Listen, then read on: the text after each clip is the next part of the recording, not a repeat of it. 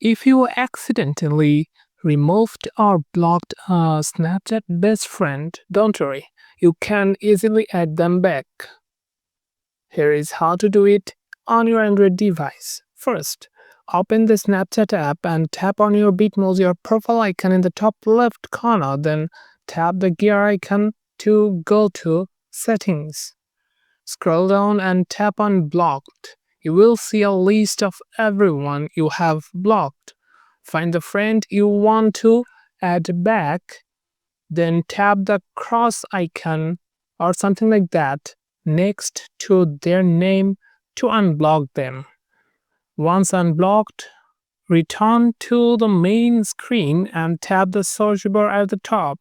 Type in their username or display name, and once their profile appears, tap Add to send them a friend request.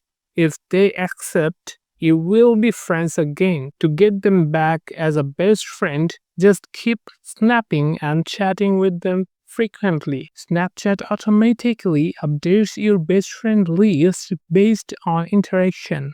That's it, you have successfully added your best friend back on Snapchat.